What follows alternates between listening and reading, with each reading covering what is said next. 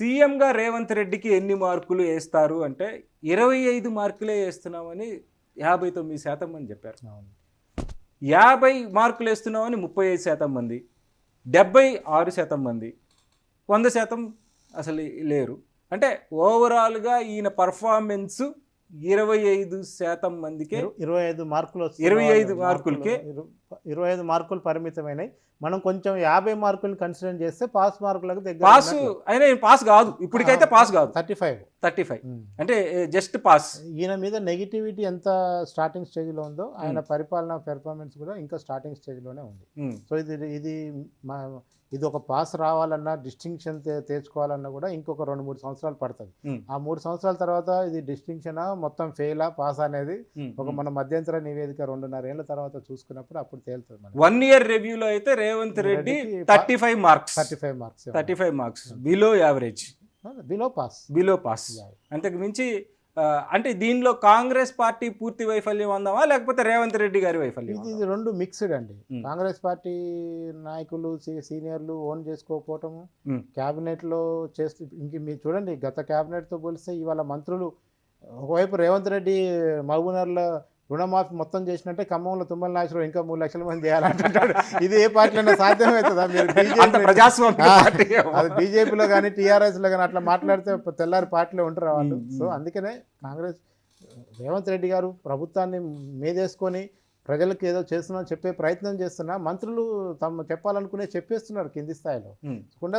Independent బాడీలుగా వ్యవహరిస్తున్నారు. కొండా సురేఖ కామెంట్లు చేసింది, డ్యామేజ్ ఎవరికైంది? కాంగ్రెస్ పార్టీ ప్రభుత్వానికే కదా, కొండా సురేఖకి ఏం కాదు. సో అందుకనే కాంగ్రెస్ పార్టీలో ఆ రకమైన ప్రజాస్వామ్యం ఉంది. ప్రజలకు కూడా ఒక బేసిక్గా ఏంటంటే ప్రజలకైతే ఒక ఊపిరి పీల్చుకునే అవకాశం వచ్చింది. ప్రగతి భవన్ గేట్లు దీన్ని బట్టి చూస్తే కేటీఆర్ గారు రెగ్యులర్గా చెప్తున్నట్టు సీఎం పోస్ట్కి రేవంత్ రెడ్డి అనర్హుడు అని ఆయన పదే రోజు చెప్తున్నట్టు ప్రజలు కూడా అది విశ్వసిస్తున్నారు అనుకుందాం. అంటే అనర్హతకి కెపాసిటీ లేకపోవటం ఒక కారణం అయితే చేయనీయకపోవటం ఎంత కారణం ఉందో కూడా చూడాలి. ఇప్పుడు ఆయన ఉత్తమ్ కుమార్ రెడ్డి ఉన్నాడు, ఆయన ఒక్కడ గెలుస్తుంటారు. పొంగులేటి శ్రీనివాసరెడ్డి ఒక, శ్రీధర్ బాబు ఒక దగ్గర గెలుతుంటారు. జానారెడ్డి ఇంట్లో కూర్చొని ఇంకెవరినో మేనేజ్, అందరు సీనియర్ ఎవరినో మేనేజ్ చేస్తుంటారు. కొంతమందికి హైకమాండ్తో డైరెక్ట్ సంబంధాలు ఉంటాయి. రేవంత్ రెడ్డి 5 ఏళ్ల క్రితం వచ్చింది, మరి 35 ఏళ్ళ నుంచి పార్టీలో ఉన్నవాడు డైరెక్ట్ ఏసీసీ ఆఫీస్ ఫోన్ చేసి మాట్లాడుకునేవాడు. జీవన్ రెడ్డి గారు అయితే డైరెక్ట్ ఓపెన్ గా ఉంటారు కదా. సోనియా గాంధీ డైరెక్ట్గా కాల్ చేసి మాట్లాడే తెలంగాణ ఆంధ్ర కాంగ్రెస్ సీనియర్ లీడర్లు కూడా ఉన్నారు. హాట్లైన్లోకి వచ్చి ఏం జరుగుతుంది మీ రాష్ట్రంలో అడిగే లీడర్లు కూడా ఉన్నారు. మరి ఆ కాల్ రేవంత్ రెడ్డికి రావట్లేదు కదా. సో మీరు ఎంతసేపటికి రాహుల్ గాంధీ చుట్టూ ఉన్న కోటరీ దగ్గర మాత్రం మేనేజ్ చేసుకుంటే ఆల్రెడీ 30-35 ఏళ్ళ నుంచి సీనియర్ ఉండి దశాబ్దాల నుంచి కాంగ్రెస్ పార్టీ హెడ్ క్వార్టర్తో సంబంధం ఉన్న వాళ్ళు కూడా ఉంటారు కదా. సో ఇవన్నీ కూడా మనం రేవంత్ యొక్క కేసీఆర్ గారి ఫ్యామిలీ కూడా టచ్లో ఉంది. వాళ్ళకి ఈయన మీద వాళ్ళు కూడా కంప్లైంట్స్ చేస్తున్నారు. అది మన జస్ట్ రాజకీయ ప్రచారంలో మనం బాగా చూడొచ్చు. కానీ కేసీఆర్ కనుక నమ్మే పరిస్థితి ఉంటే అది డిఫరెంట్ థింగ్ ఉండేది. ఆ రోజు పార్టీ మెర్జ్ చేస్తానా కానీ ఈ రోజు వరకు మధ్యలో నేను ఈ మధ్య రాసిన అంటే టచ్ అంటే అలా కాదు, ఈయన మీద వాళ్ళు కూడా హైకమాండ్ కంప్లైంట్ చేస్తున్నారు అనేది అది బయటికి కూడా చెప్తారు. మీరు ఎందుకు ట్యాగ్ చేస్తున్నారు కదా రాహుల్ గాంధీ, ప్రియాంక గాంధీకి ట్యాగ్ చేసి పోస్టులు పెడుతున్నారు కదా. అది రాజకీయ ప్రచారంలో భాగము. అది రోజు వార్తల్లో ఉండటానికి పనికి వస్తుంది తప్ప కాంగ్రెస్ హైకమాండ్ అట్లాంటి వాటిని పెద్ద సీరియస్గా తీసుకోదు. వాళ్ళకుంటే ఇంటర్నల్ రిపోర్ట్ వాళ్ళకు ఉంటుంది, వాళ్ళకి చెప్పేవాళ్ళు వాళ్ళకి చెప్తారు. ఇవాళ కాంగ్రెస్లో 5 గ్రూపులు ఉంటాయండి. 5 గ్రూపులు 5 రిపోర్ట్లు పంపుతాయి. అందులో మెజార్టీ ఎవరికి వచ్చింది ఏమొచ్చింది అనేది తెలిసిపోతుంది. సో పెద్ద విషయం కాదు అది. సో అందుకని కాంగ్రెస్ పార్టీ ప్రతిపక్షం మీద డిపెండ్ అయ్యే నిర్ణయాలు తీసుకోదు.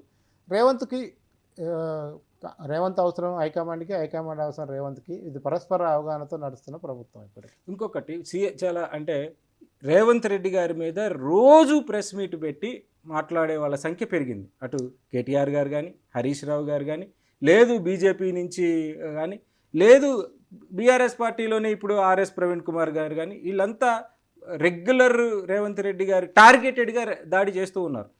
వాళ్ళ ప్రతిపక్షంగా వాళ్ళు వాయిస్ ఇస్తున్నారు అనుకుందాం. అది ప్రజల మీద ఏమైనా ఇంపాక్ట్ ఉందా? అది ఎందుకు ఇంపాక్ట్ లేకుండా పోయింది కాంగ్రెస్ పార్టీ కంటే 500 రూపాయలు బోనస్ ఇచ్చిన విషయాన్ని కూడా రేవంత్ రెడ్డి చెప్పాలి. 20,000 కోట్ల రుణమాఫీ చేసిన విషయాన్ని కూడా రేవంత్ రెడ్డి చెప్పారు. మిగతా మంత్రులు ఏం చేస్తున్నారని అడుగుతున్నాను. మొన్న 2-3 రోజుల క్రితం దీపాదాస్ మున్సీ కూడా ఒక సభలో మాట్లాడుతూ అన్నారు, మీ సీఎంని మీరు డిఫెండ్ చేసుకునేడానికి ఎవ్వరూ కనపట్లేదు నాకు తెలంగాణలో అన్నారు. అది ఎంత పెద్ద స్టేట్మెంట్. అంటే ఇప్పుడు don't defend Revanth Reddy, defend your CM అంటున్నారు. అంటే రేవంత్ రెడ్డి అనే వ్యక్తికి సీఎం పదవి దక్కడం అనవసరం అని ఫీల్ అవుతున్నట్టుగా ఆడ ఉన్నోళ్ళందరూ. అందుకనే ఇవాళ ఏంటంటే ప్రతిపక్షం యాక్టివ్ అయింది. ప్రతిపక్షానికి ఇప్పుడు జగన్ లాగా 11 సీట్లు రాలే, ఇక్కడ 38 సీట్లు వచ్చినాయి. So number is good number, ప్రతిపక్షానికి ఉండాల్సిన నెంబర్ ఉన్నది. ఇంకా ఆ రకంగా చూసుకున్నప్పుడు ఇంకా పూర్తి స్థాయిలో వీళ్ళు సోషల్ మీడియాని యాక్టివ్ చేసి దాడి చేయటం వల్ల రోజు వీళ్ళు వార్తల్లో ఉంటున్నారు. అదే పని కాంగ్రెస్ కూడా చేసింది అనుకోండి, సమాన లెవెల్లో కనుక పార్టీ దాడి లేదండి. ప్రభుత్వం యొక్క మంచిని, ప్రభుత్వ పథకాల యొక్క పబ్లిసిటీ జరుగుతుంది, కానీ కాంగ్రెస్ పార్టీ బీఆర్ఎస్ పార్టీ మీద చేయాల్సిన దాడి జరగట్లేదు. ఓకే, అక్కడ చాలా లోపం ఉంది. అది గాంధీ భవన్ నుంచి జరగాలి, మహేష్ కుమార్ గౌడ్ గారి నుంచి జరగాలి, కాంగ్రెస్ పార్టీ అధికార ప్రతినిధులు చేయాలి, కాంగ్రెస్ పార్టీ ద్వారా నామినేటెడ్ పోస్టులు పొందిన వాళ్ళు చేయాలి. మంత్రులకు కొన్ని లిమిటేషన్స్ ఉండొచ్చు మాట్లాడటానికి. కార్పొరేషన్ చైర్మన్లు ఏం చేస్తున్నారు, ఎమ్మెల్సీలు ఏం చేస్తున్నారు, వీళ్ళందరి బాధ్యత అదే కదా. సో ఆ పని జరగాల్సిన అవసరం ఉంది. ఒకప్పుడు అంటే 2023 ఎలక్షన్స్కి ముందు Congress party social media team చాలా యాక్టివ్గా ఉంది. వాళ్ళ యాడ్స్ ప్రతి గ్రామంలోకి వెళ్ళిపోయినాయి. ఒక ఫ్యామిలీ తెలంగాణను దోచుకుంటుందని, కలవకుంట్ల అని, ఇలా రెగ్యులర్గా వాళ్ళ సోషల్ మీడియా యాక్టివ్గా ఉంది. ప్రభుత్వం వచ్చిన తర్వాత పూర్తిగా డల్ అవడానికి కారణం ఏంటో అదే అదే అది అది అర్థం కావట్లేదు. అధికారం వచ్చింది కదా అని మొత్తం అస్త్రాలని పక్కన పడేసినట్టు కనపడుతుంది. కానీ అది చేయకూడదు అన్న విషయం ఇప్పుడు అర్థమవుతుంది. మీరు ఈ సర్వేని కనుక ప్రభుత్వం కనుక టేకప్ చేసి చూస్తే మీ ఫస్ట్ మైనస్ సోషల్ మీడియాని, అంతే కదా. ఇవాళ ఇప్పుడు ఏమైపోయింది, ప్రభుత్వం హైదరాబాద్లో మెట్రో కింద సైన్ బోర్డులు పెట్టుకోవడానికి పరిమితం అయితే లాభం లేదు. ఈ సైన్ బోర్డులు హైదరాబాద్ ఉన్నోడే సరిగా చూడరు. వాడి ట్రాఫిక్ టెన్షన్లో వాడు ఉంటాడు, సిగ్నల్ పడిందా లేదా అని.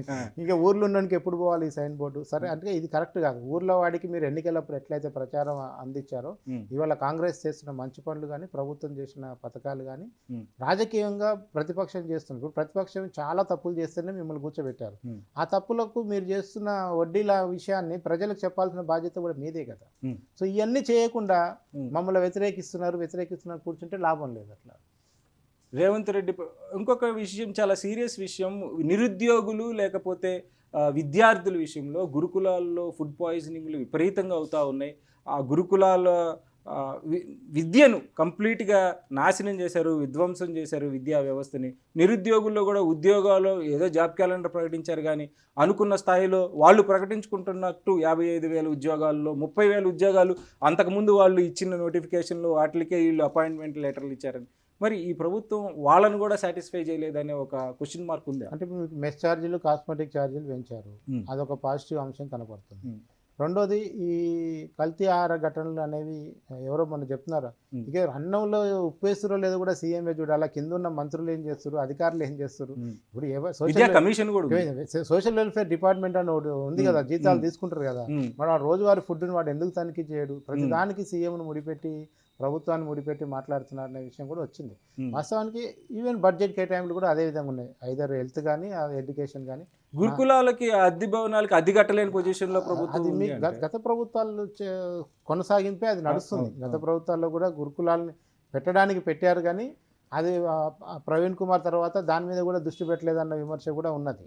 ఆ తర్వాత క్రమంగా అసలు యూనివర్సిటీల స్థాయి నుంచే బడ్జెట్లు తగ్గించి, రిక్రూట్మెంట్ లేకుండా చేసుకొచ్చి, హాస్టల్ అని మూసేసి, కరెంట్ లేకుండా చేస్తున్న పరిపాలన నుంచి కదా ఈ పరిపాలనకు వచ్చింది. సో ఆ ఎఫెక్ట్స్ అన్ని దీని మీద కూడా ఉంటాయి. సో ప్రభుత్వం యొక్క ప్రయారిటీస్ కూడా మనకు అర్థం కావాలి నెక్స్ట్ బడ్జెట్ సెషన్ కల్లా. ఎందుకంటే ఎవరికి ఏ రంగానికి ఎంత కేటాయిస్తారు, ఎంత విడుదల చేస్తున్నారు, అది తేలినప్పుడు మాత్రమే మనం వీటికి కొంచెం ఆన్సర్ దొరికే ప్రయత్నం చేయొచ్చు.